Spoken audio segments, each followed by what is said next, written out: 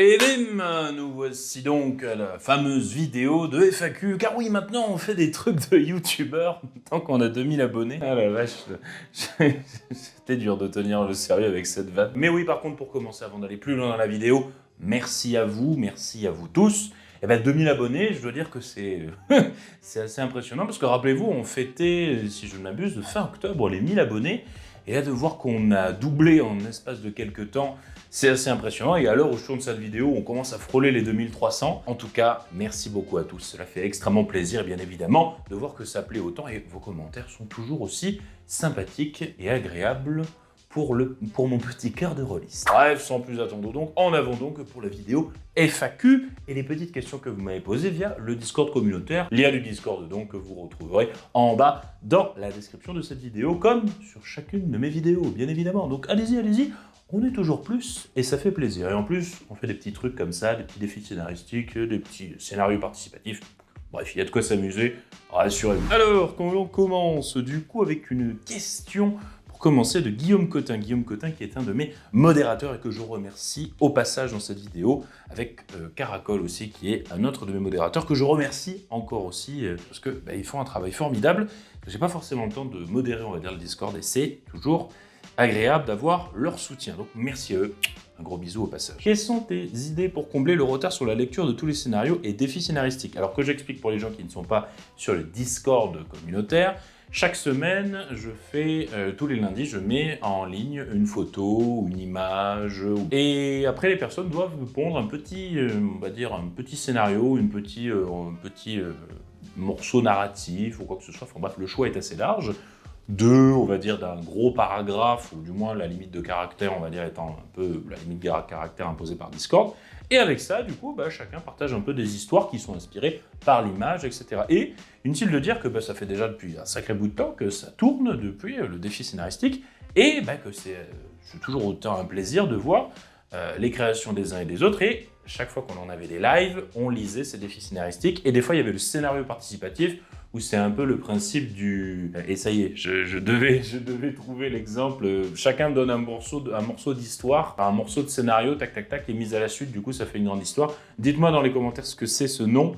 Je ne sais plus du tout le nom du truc. Manque de bol, je ne peux plus faire de live, parce que je suis en connexion de village un peu faiblarde. Et du coup, forcément, il y a eu moins de live. Et j'essaye de réfléchir à trouver des moyens un petit peu... Alors, je tiendrai au courant les gens sur le Discord, essayer de trouver des moyens pour faire des vidéos, on va dire, ponctuelles, sans pour autant qu'elles soient trop longues, et sans pour autant non plus que ça vienne, encore une fois, engranger un peu plus de... Enfin, le problème, c'est qu'après, la chaîne YouTube, ça risque de devenir un sacré bazar. S'il commence à y avoir des vidéos de tous les formats, de machin truc, parce qu'on a déjà 2 vidéos par semaine, avec les shorts, je compte les shorts dedans, et du coup, ça risque très vite d'être assez bordélique si on ne fait pas attention. Et surtout, le truc, c'est que ça demande pas mal de travail aussi en termes de montage, etc. Et que déjà, les vidéos plus les shorts, ça prend déjà pas mal de mon temps, qui n'est pas extensible, hélas. Je ne maîtrise pas encore ce mot. Deuxième question donc, de Guillaume Cotin, je l'ai fait dans l'ordre de comment elles sont arrivées sur Discord, donc désolé s'il y a des doublons à chaque fois, etc. Est-ce que ta nouvelle vie en maison te plaît malgré qu'il n'y ait pas la fibre? Eh bien, mon cher Guillaume Cotin, oui, grandement oui. Pour ceux qui ne sauraient pas, j'ai déménagé dans une maison de village. Avant, j'étais dans un appartement. Et inutile de dire que c'est extrêmement agréable. Déjà, la surface, on va dire, a doublé. Donc déjà, rien que ça, c'est « Oh mon Dieu, il y a de l'espace ». Et surtout, qu'est-ce que c'est agréable, il n'y a pas de bruit. Et la petite vie de village, franchement, c'est tout calme, tout agréable. Les gens se disent tous bonjour et tout. Je le sens, vraiment, je le sens quand je me lève le matin, parce que je fais télétravail principalement. Je me lève le matin... je suis bien reposé, j'ai envie de bosser, quoi. Avec mon appart, avec le bruit, tantôt tu t'es mal endormi parce que les mecs, les voisins d'à côté, ils faisaient la fête jusqu'à trop tard, etc. Enfin, tout un bazar, donc inutile de dire que... ça fait du bien, oui, on respire, inutile de le dire, quoi. Alors, une question ensuite d'Arsène Inc. qui nous dit « Organiseras-tu un jour des actual plays ?»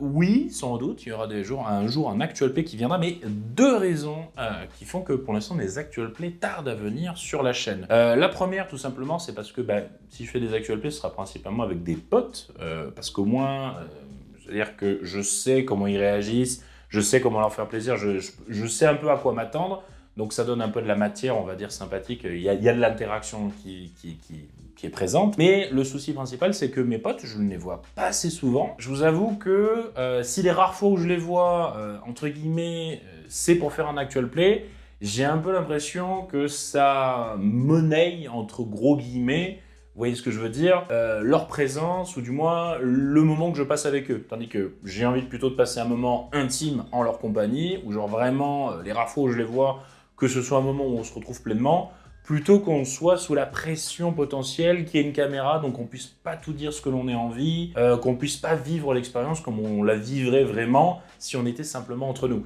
Et c'est une des raisons pour lesquelles, par exemple, je boude pour le moment à l'idée d'aller sur Twitch, parce qu'il y en a plein de gens qui m'ont dit ça aussi, sans pour autant que ce soit en lien avec le JDR, mais qui m'ont dit « Ah, tu devrais streamer des parties de jeux vidéo que tu fais, etc. et tout, ça marcherait super bien, etc. » Oui, mais encore une fois, c'est pareil, c'est-à-dire le temps que je passe avec des potes le soir à jouer à des jeux vidéo, j'ai pas trop envie que ça soit, on va dire, monnayé d'une certaine manière, toujours pareil, quoi. Voilà, c'est-à-dire le truc de, quand je joue avec mes potes, c'est du temps que je leur accorde, c'est pas du temps que je leur accorde, mais avec conditions supplémentaires, qu'il y a une caméra et que du coup ça va faire du contenu. Et la deuxième raison pour laquelle les actual plays ne viendront pas de suite sur la chaîne, enfin ça viendra, mais le truc c'est que ça demande une certaine maturation, parce que tout simplement je trouve que les actual plays, déjà je suis pas le public cible, enfin ça me touche pas les actual plays, quoi, vraiment je suis là à regarder 2h30, je trouve que c'est...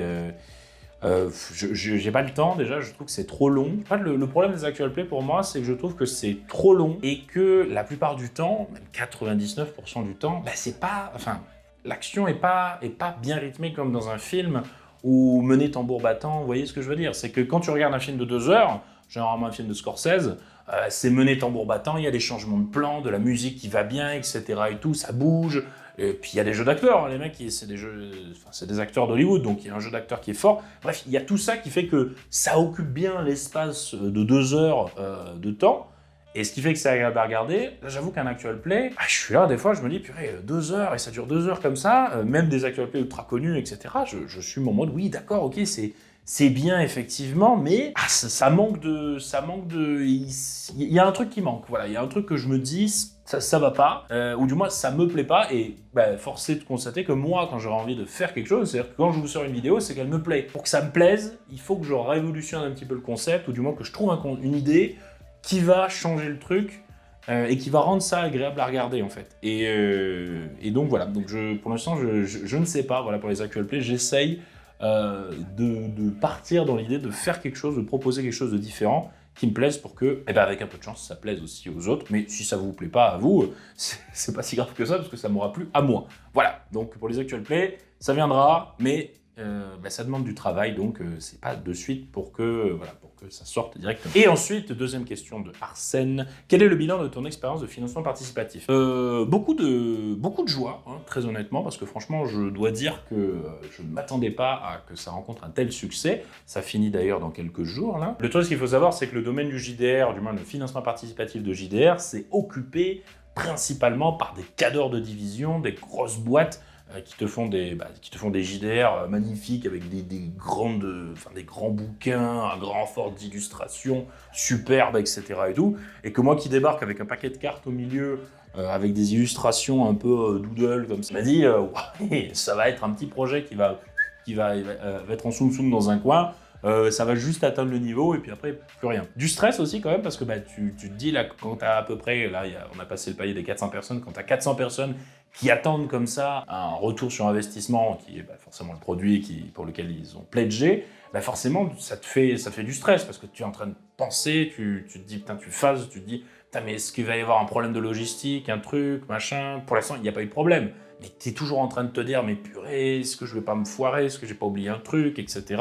Bref, c'est tout un bazar, c'est pas facile, mais bon, en tout cas, beaucoup de positifs. Alors ensuite, une question qui nous vient de Caracol, le fameux deuxième modérateur ou premier, enfin je ne fais pas de chronologie ou de trucs d'importance, mais bref, le modérateur aussi, voilà, c'est lui. As-tu des projets d'édition, jeux complets, patoon, scénario, aide de jeu, etc. Alors, oui, parce que bon, de voir que là, ça a quand même très bien marché, je me dis, pourquoi n'essayerons-nous pas de monter dans les aigus un petit peu? Alors, le truc étant que, quand même, ça demande énormément de travail, généralement, pour faire de l'édition.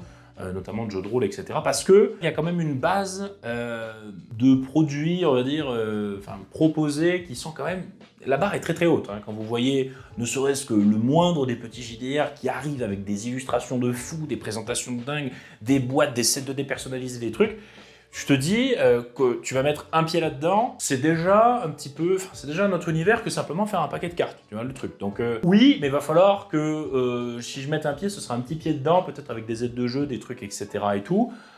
Mais voilà, oui, il y a des projets d'édition pour... Pas de suite, hein, rassurez-vous, quand même. Sans doute un JDR un jour, oui, ça c'est sûr et certain. Mais voilà, encore une fois, il faut que j'arrive à proposer un truc qui parte pas complètement, qui me dépasse pas. Parce que c'est ça un peu le problème, c'est que tu tentais après de faire un truc grandiose, à la même titre que des grosses boîtes comme Black Book Edition, mais qui peuvent faire des JDR de dingue parce qu'ils ont les reins derrière et l'inertie financière pour pouvoir faire des trucs de dingue, et qu'après que tu fasses pas un truc qui te dépasse complètement. Parce que oui, il y a un truc quand même qu'il faut bien noter, les illustrations, c'est le principal frein, hein.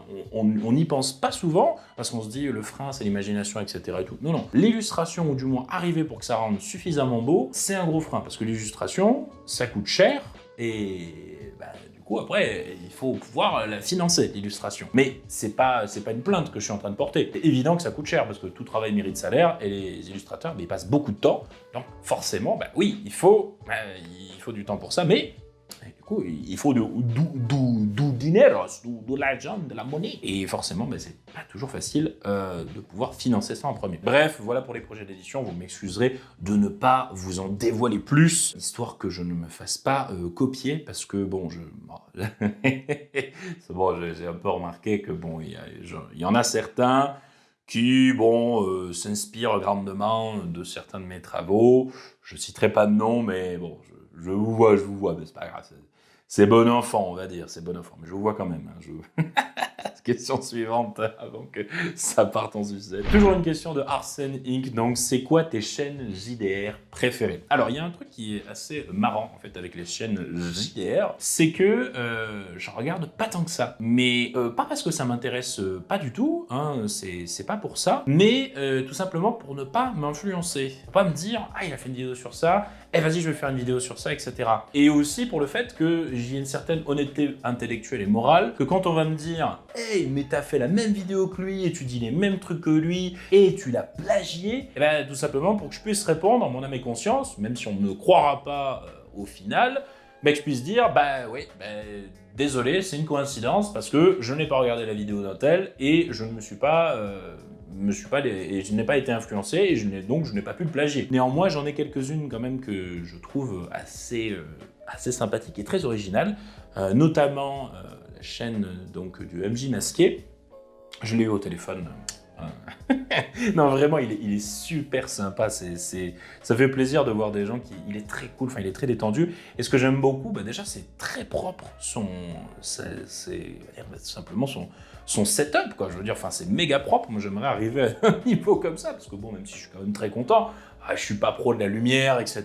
et tout. Je crois qu'il avait bossé dans le cinéma, ou il a fait un truc dans le cinéma, mais il est bon, voilà ce que je veux dire. Le son est bon, tout est bon, et surtout, le concept est bon, et surtout, il fait son truc dans son coin, à sa manière. Vous allez me dire, oui, tout le monde fait un peu dans son coin, à sa manière. Il y a des tendances un petit peu qui on va dire, qui sont un peu générales, on va dire, que tout le monde dans le sens du courant, mais pas forcément totalement à contre-courant, mais il fait son truc un peu de son côté, son truc, etc. Ça plaît, à son rythme et tout, et ça, je trouve ça très bien. Voilà, donc c'est agréable d'avoir des gens qui sont en fait, qui se laissent pas influencer parce qu'ils marchent ou un truc comme ça, et qui font leur truc et tout.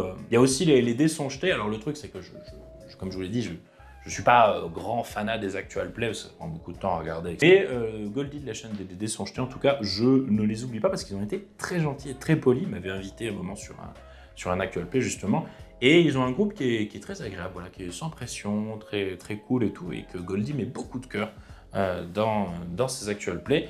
Et ça fait plaisir de voir que ils ont un côté assez sympa. Et après, est-ce qu'on peut dire que c'est une chaîne JDR? Pas tout à fait, mais la chaîne du coup du Porte-Rune, enfin des Royaumes sans Lune, la chaîne de Tom Dervin qui a sorti son bouquin récemment, dont j'ai un exemplaire qui n'est pas ici mais qui est en haut forcément, hein. Je le traîne partout le bouquin. Voilà, j'ai cité mes petites chaînes JDR préférées, du moins après, pardonnez-moi si j'en oublie, c'est pas que je vous déteste, hein, simplement c'est que ça me vient comme ça, je fais la vidéo sans script et donc forcément je peux en oublier, donc ne m'en voulez pas. Une autre question de Guillaume Cotin, est-ce que nos textes, les textes, vous savez, sur le Discord, sur les scénarios participatifs et les défis scénaristiques, est-ce que nos textes te sont utiles? Te permettent-ils d'avoir une autre vision d'ensemble du sujet du texte? Alors oui, ça m'est vraiment utile, enfin utile, pas dans le sens où je vais... mon Dieu, ça m'amuse. Je vais l'utiliser pour pouvoir gagner un nombre d'abonnés. Non, pas dans ce sens-là. Mais ça m'est utile parce que je vois un petit peu les diverses visions de créativité, l'imaginaire de chacun qui se développe et qui se déploie. Et inutile de dire que c'est très agréable parce que ça donne des ouvertures, on va dire, je me dis, purée, j'aurais pas pensé à ça, puis je me dis, waouh, purée, il y a un mec qui est parti vraiment dans une idée de dingue et c'est vraiment agréable à regarder. Donc voilà, des trucs qui sont vraiment bien et qui, je trouve, enfin, c'est agréable de voir l'imaginaire des autres parce qu'il y en a, ils imaginent un peu, enfin, quand ils voient l'imaginaire des autres, ils sont un peu dans une logique un peu de compétition. Et moi, je suis toujours impressionné par l'imaginaire des autres où je me dis, il a réussi à créer quelque chose d'assez unique, même si des fois il y a des bases de certains trucs qui sont repris. Mais c'est sympa et il y a d'autres manières des fois de raconter, etc. Bref, il faut pas avoir honte des fois de dire que tu apprends d'autres personnes. C'est pas parce que je suis là derrière une caméra avec un setup plutôt joli, ma foi, allez, avouez-le, hein, ouais, si, quand même. Mais c'est pas parce que je suis youtubeur JDR que je peux pas apprendre d'autres personnes, en fait, tout simplement. Voilà, on apprend toujours. Moi, il y a des gens qui m'apprennent toujours des trucs, des mini-trucs à gauche, à droite et tout. Et là, du coup, moi je prends, j'aime bien apprendre des choses, voilà. Ensuite, nous avons une question de Cassiopée. Va-t-il y avoir une suite pour RPG Storymaker? Alors oui, il y aura des suites évidemment pour RPG Storymaker. Alors il y aura RPG Storymaker dans différentes, on va dire, temporalités, époques, styles, on va plutôt dire style. Donc il y aura différents styles, Pirates, Cthulhu, etc. Alors concernant RPG Storymaker Cthulhu, il faut savoir un truc, c'est que les droits concernant l'exploitation de tout ce qui touche à Lovecraft, c'est un peu un bordel ambiant, on va pas se le cacher. Et donc, il faut faire gaffe de pas faire une connerie. Il y a tantôt des trucs qui ont été créés par Lovecraft, tantôt des trucs qui ont été créés par d'autres personnes au sein de la mythologie Lovecraftienne, et donc les exploiter, c'est pas possible parce que c'est pas dans le domaine public, etc. Je vais y aller sur RPG Storymaker Cthulhu, petit pas par petit pas quand même, parce que j'ai vraiment pas envie de faire une connerie. Ensuite, nous avons une question de Gaël. Et quel genre d'univers, aimerais-tu plus voir, moins voir dans les jeux de rôle, je présume?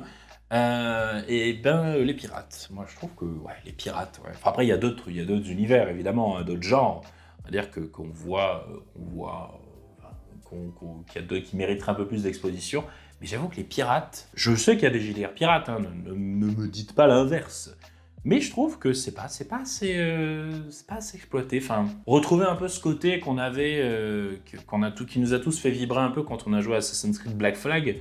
Je sais pas, vraiment ce côté un peu sympa, un peu, puis il y a matière, je veux dire, rien quand on voit ne serait-ce que les productions en termes de jeux vidéo, avec Sea of Thieves, etc., qui a marché, on va dire, malgré tout, qui a buzzé, je pense qu'il y a grave moyen de faire des trucs cool, mais avoir un système vraiment sympathique, avec le bateau, etc., qui puisse être sympa, donc il y a vraiment un côté mini-jeu à côté et tout, enfin, je sais pas, mais ce soit sympa. Peut-être ça existe déjà, donc n'hésitez pas à le dire dans les commentaires. Ensuite, une question suivante. Je suis le seul youtubeur parmi ceux et celles que je suis à ne jamais dire abonnez-vous ou mettez un pouce en l'air. Pourquoi? Ah, c'est vrai, ça, je pense que c'est parce que j'y pense pas. Bon, simplement, je trouve que c'est très surfait, cette manière d'un peu de gratter les abonnés et tout comme ça. Je trouve que, enfin, ça m'a toujours gêné.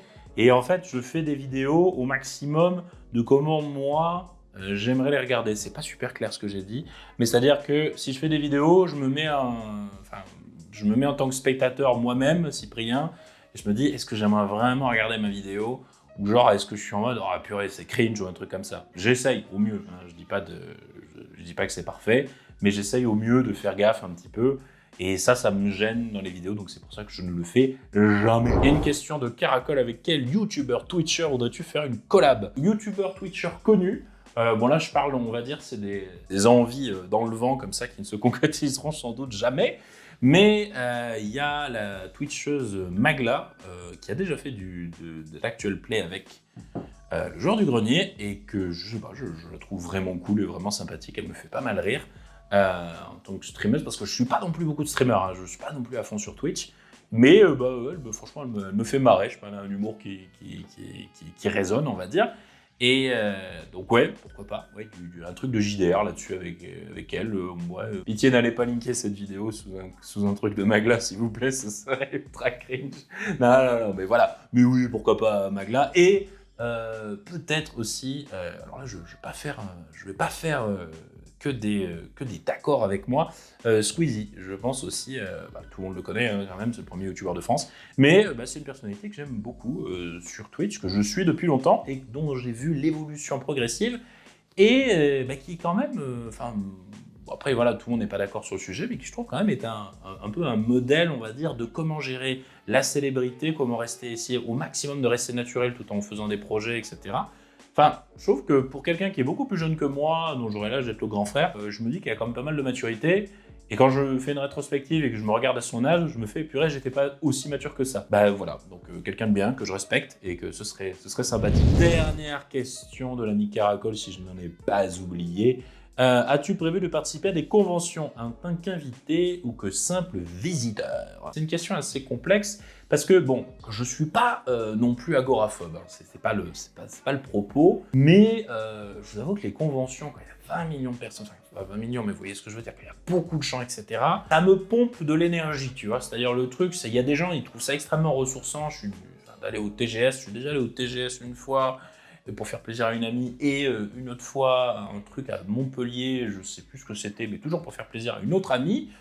Et je dois dire qu'après, quand je suis rentré, j'étais vidé. Je me suis dit, mais mon Dieu, rien qu'en visiteur, hein, rien qu'en visiteur. C'est juste de vous dire que genre d'aller à un truc comme ça me pompe mon énergie, et qu'après je suis mort, vraiment mort, quoi. Et donc je n'ose même pas imaginer s'y aller, on va dire, en tant qu'invité, au-delà d'y aller en tant que visiteur, mais ça doit être épuisant. Bon, après, c'est sympathique parce que du coup, tu peux voir un peu les gens, tu peux découvrir un peu des personnes que tu estimes dans le milieu du jeu de rôle, tu peux rencontrer des éditeurs, des abonnés, des trucs. Enfin, ok, c'est sympa, il y a l'aspect communautaire, mais faut voir, voilà le truc. Puis bon, il y a aussi le problème Covid en ce moment qui traîne. Je ne l'ai toujours pas attrapé, le Covid.